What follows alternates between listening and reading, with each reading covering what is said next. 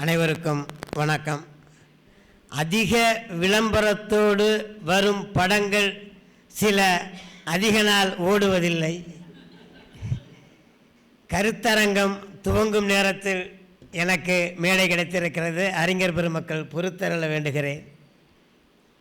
11ஆம் ஆண்டு நிறைவு விழா. எண்ணிலே 11க்கு சிறப்பு உண்டு. இரண்டுமே நிமிர்ந்திருக்கும், வளைவதில்லை, குனிவதில்லை. அதுபோல் குளித்தலை தமிழ் பேரவை என்றும் நிமிர்ந்திருக்கும், இதில் ஐயமில்லை. கடவுரார் நலன் என்னும் மன்னன் ஈடே, நலன் என்னும் மன்னனுக்கு ஈடே இல்லையாம் சுவையாய் சமைப்பதிலே. கடவுராருக்கு ஈடில்லை நிகழ்ச்சி சிறப்பாய் அமைப்பதிலே. வருகிறது ஏடெல்லாம் இவரது பதிகம். இவர் வயதை விட இவர் எழுதிய நூல்கள் மிக அதிகம். குளித்தலையில் கவிதை எழுதி குவித்தலையே பணியாக கொண்டுள்ளார். வணங்குகிறேன்.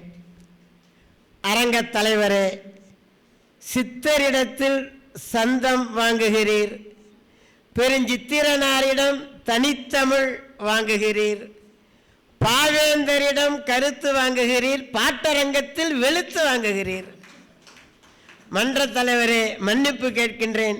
எனது கவிதையில் 1-2 மொழிக்கலப்பு இருக்கும், மன்னிக்க வேண்டுகிறேன். ஆசான் முன்னே நான் மேடையில் நின்று பேசுவது தயக்கமாயிருக்கிறது. என் ஆசான் ஆர்கே என்னும் 2 எழுத்து இமயத்தின் முன்னே.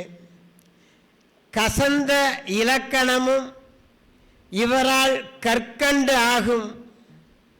வசந்த மண்டபமாய் வகுப்பறை மாறும். இவரால் வசந்த மண்டபமாய் வகுப்பறை மாறும். பூவை பற்றி பாடம் எடுத்தால் நறுமணம் எங்கும் சிறக்கும். தீயை பற்றி பாடம் எடுத்தால் எரிமலை கங்கு தெரிக்கும். சிலம்பை பற்றி நடத்தினால் மாணிக்க பரல் தெரிக்கும். என் ஆசான் சிலம்பை பற்றி பாடம் எடுத்தால் மாணிக்க பரல் தெரிக்கும். குரல் பற்றி வகுப்படுத்தாலோ வள்ளுவர்க்கே உடல் சிலிர்க்கும். சிலம்பை நடத்தினால் மாணிக்க பரல் தெரிக்கும், குரலை நடத்தினால் வள்ளுவர்க்கே உடல் சிலிர்க்கும். ஆசானை வணங்குகிறேன். திருமாறன், வளனரசு, இன்னும் அறிவுக்கண்ணன், அந்தோணிசாமி என்று மிகப்பெரிய அறிஞர்கள்.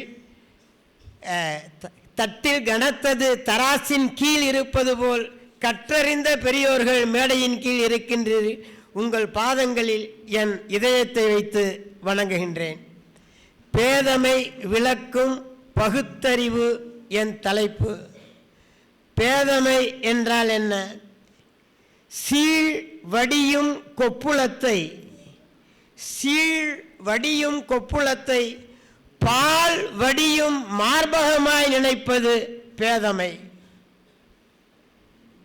வேப்பமர உச்சியில் நின்று பேயொன்னு ஆடுதுன்னு வீரத்தை கொழுந்திலேயே வெட்டுவது பேதமை.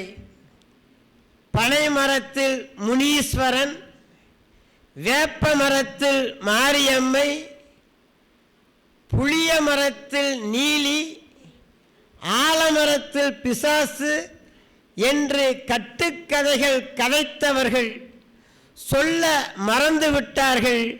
பனைமரத்தில் தூக்கணாங்குருவியும், புளிய மரத்தில் குயிலும், வேப்ப மரத்தில் காகமும், ஆலமரத்தில் கிளியும் வீடு கட்டி வாழ்வதை.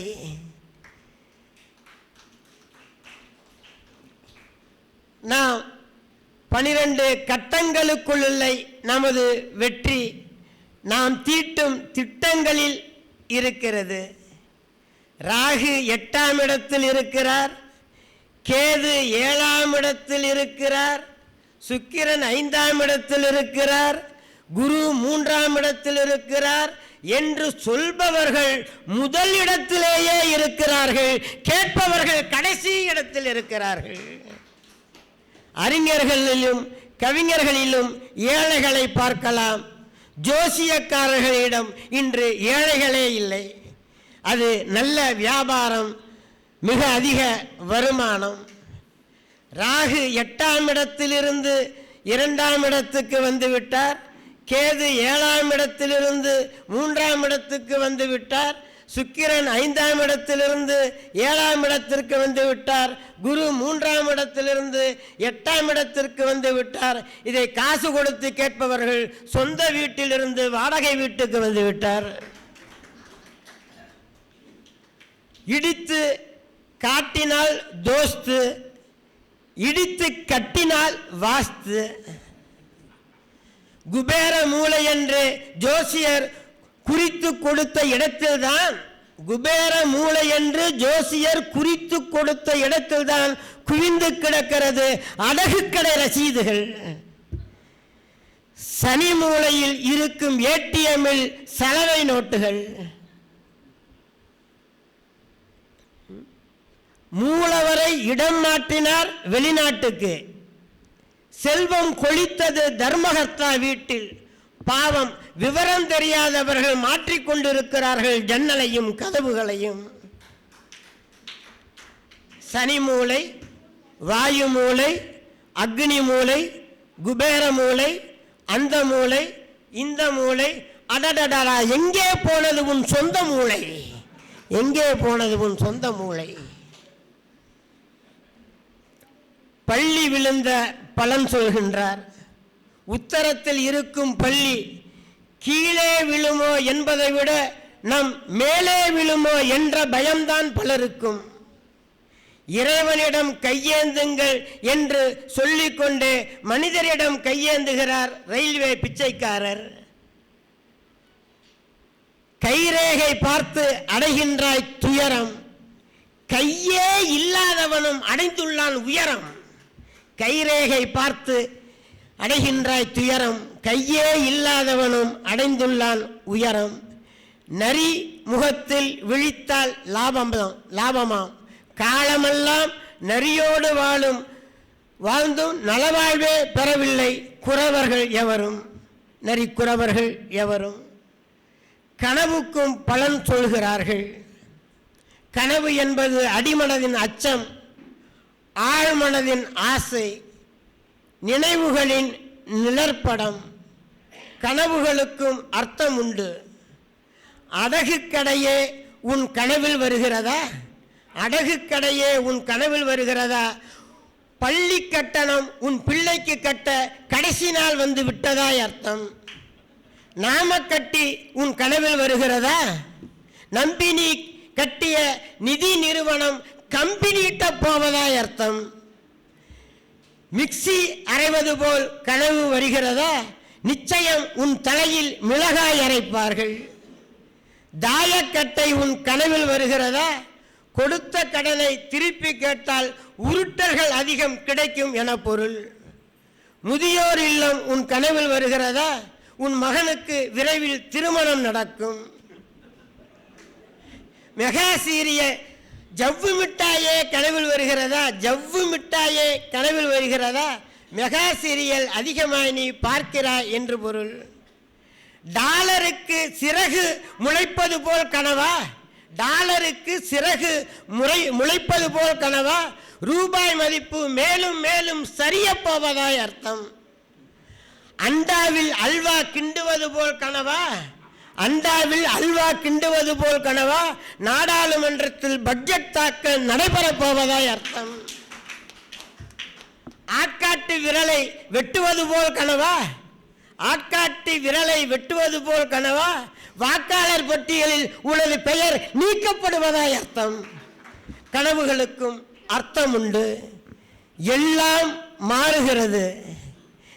நேற்றைய வாகனங்கள் இன்றில்லை, நேற்றைய சாலைகள் இன்றில்லை. நிழல் தரும் மரங்கள் நின்ற இடத்தில் செல் கோபுரங்கள்.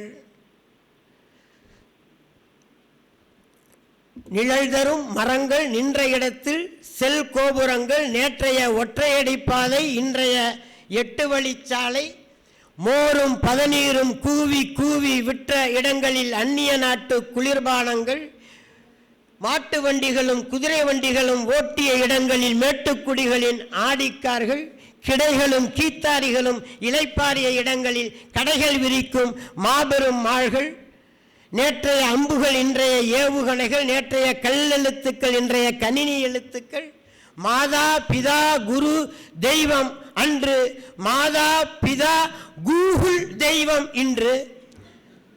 குருவின் இடத்தை கூகுள் பிடித்தது, பேனா இடத்தை பென் டிரைவ் பிடித்தது, லெட்டர் இடத்தை ட்விட்டர் பிடித்தது, காலச்சக்கரம் வேகம் பிடித்தது.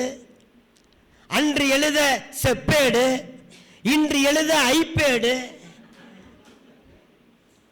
காலையில் எழுந்ததும் பல்லை தேய்த்தது அன்று, காலையில் எழுந்ததும் செல்லை தேய்ப்பது இன்று. குக்கிங் செய்து குடல் வளர்த்த காலம் போய் ஆன்லைனில் புக்கிங் செய்து புசிக்கின்ற காலம் இது. ஆதி மனிதன் வாழ்ந்தது காடுகளில், ஆண்ட்ராய்டு மனிதர் நாம் வாழ்வது கார்டுகளில். Sim card, smart card, pan card, Aadhaar card, credit card, green card, red card, visiting card என இன்றைய மனிதர் வாழ்வது கார்டுகளில். ஜாம் ஜாம் என்று நடந்த கூட்டங்கள் இன்று ஜூம் ஜூம் என்று நடக்கின்றன. எல்லாம் மாறுகின்றன. பள்ளி விழுந்த பலன் பார்ப்பதும் பஞ்சாங்க பலன் பார்ப்பதும் தவிர 2 சித்தாந்தங்கள் தான் இங்கே யுத்தம் செய்கின்றன. கல்வி நிறுவனங்களில் விஞ்ஞானம் கற்பிக்கப்பட வேண்டும் என்பது ஒரு சித்தாந்தம், கல்வி நிறுவனங்களில் வேதங்கள் கற்பிக்கப்பட வேண்டும் என்பது இன்னொரு சித்தாந்தம். எல்லோர் கையிலும் நூலை கொடுக்க வேண்டும் என்பது ஒரு சித்தாந்தம், எல்லோர் கையிலும் வேலை கொடுக்க வேண்டும் என்பது ஒரு சித்தாந்தம். பெருமைக்கும் ஏனை சிறுமைக்கும் அவரவர் கருமமே கட்டளைக்கல் என்பது ஒரு சித்தாந்தம். பெருமைக்கும் ஏனை சிறுமைக்கும் அவர் பிறந்த நாள், நட்சத்திரம், கோள், கிரகம், ஊழ், விதி, கைரேகை, வாஸ்து இவைதான் காரணம் என்பது இன்னொரு சித்தாந்தம்.